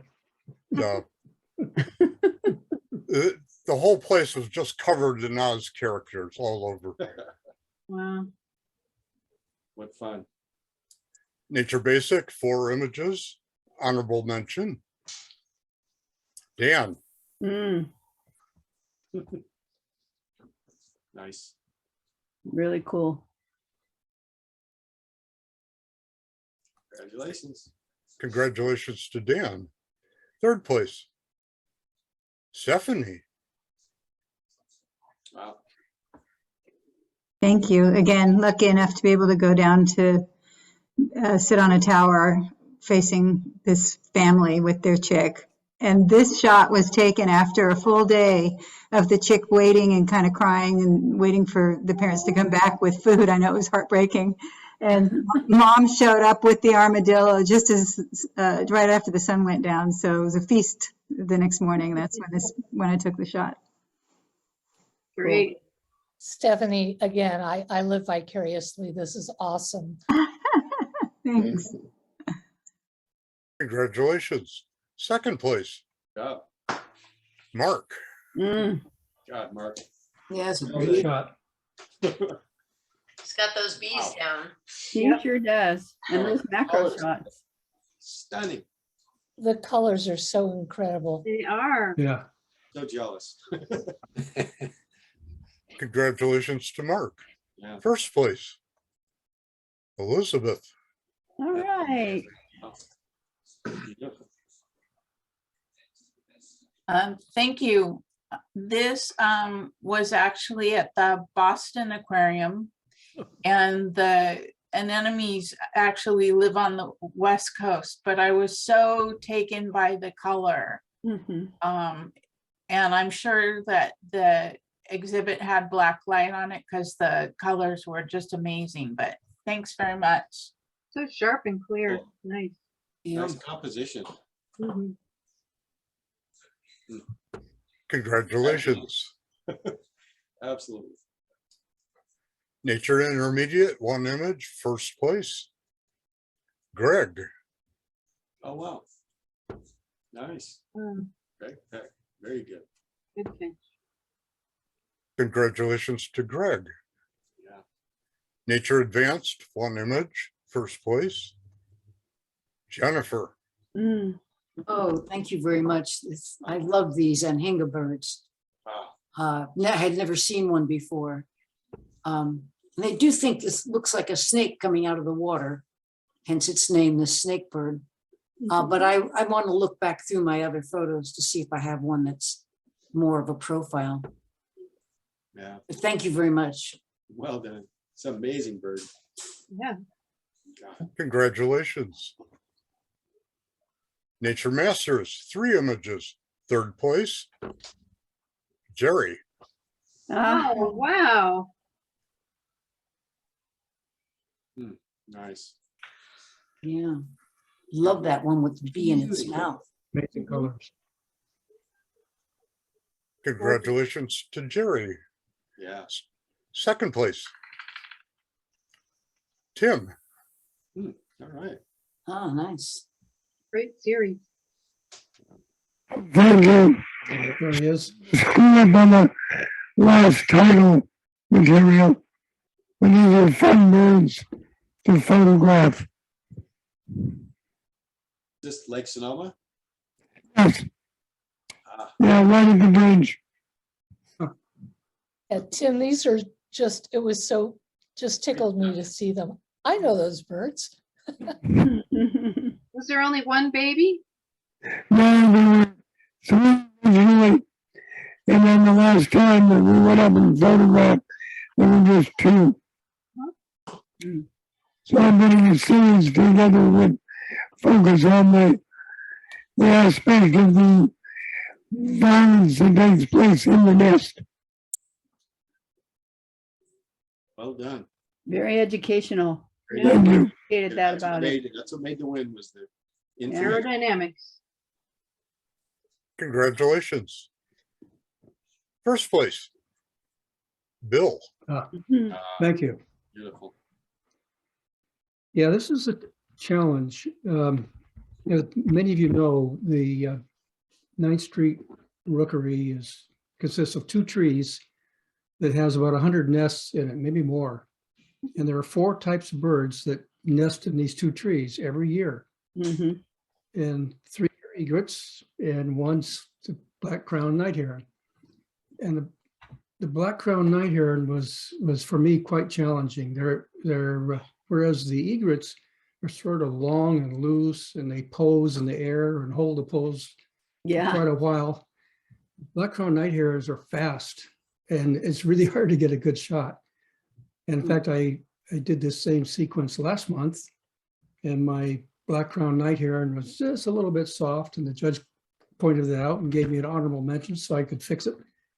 And he recommended, as did Dan tonight, that I just leave off the black-crowned night heron and stay with the 3 egrets.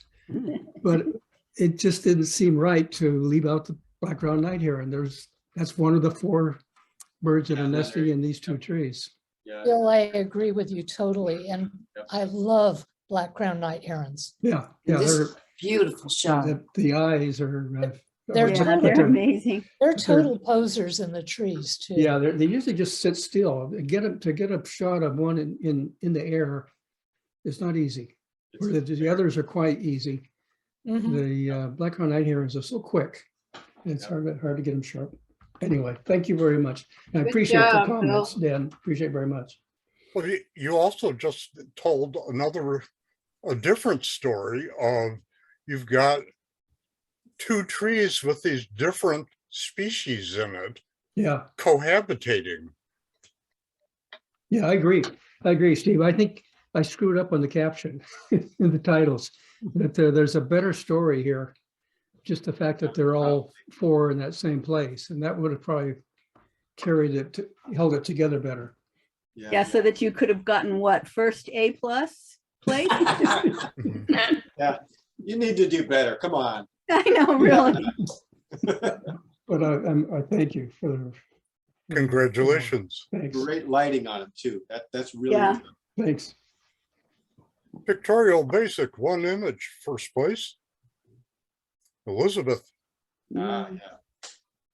Yeah. Oh, thanks so much. This was an oak leaf on my driveway, and it's really moist over here, so yeah, but thank you. Very nice. Very nice. Congratulations. I see. Pictorial intermediate, 2 images, second place. Pat. Great title. Congratulations to Pat. My favorite part is the dog. Oh, I yeah. haven't even seen it. And in first place, Laura. Yay. Thank you. Yeah, I was over photographing the city from Treasure Island and by myself at night one night and ventured up into some construction area and kept thinking, oh God, I hope they don't close the gate. I get locked in here. But the payoff was I got that shot. So I was pretty excited. So. Good job. Very unique. Yeah, beautiful. Congratulations. Yeah. Pictorial advanced, 3 images, honorable mention. Tricia. Thank you. Yeah, I guess you can tell that a lot of people have been going to the 9th Street Rookery. Yep. Thanks. Fantastic feathers. Wow. Yeah, Yeah. backlighting. I'm Backlighting glad I really didn't nice. put any of my images in. But how come you guys always get blue skies and I end up with fog? I don't know. Just Photoshop. lucky, I guess. Congratulations. Thanks. Second place. Linda. Oh, Linda. Okay. Oh, yeah, I'll let Linda know. Thank you. Nice. Congratulations to Linda. First place. Bob. Mm. Right. Oh, Nice. beautiful. Nice, Bob. Yeah. Okay, so I have a dumb question. What is wabi sabi? It's like things that are decaying, aged, imperfect. So not wabi sabi yet, but they're headed there. Okay, all right. They're semi wabi sabi. Congratulations to Bob. Pictorial Masters, 4 images, honorable mention. Tamara. Oh, Wow. That's not a surprise. Beautiful. I like that dog too. yeah, looking the other way. Looking the other way. Congratulations to Tamara. Third place. Liz. All right, Liz. Oh, thanks. Pretty. This is fall in New England, and you take 1,000,000 motion blur shots and you might get one, but thank you.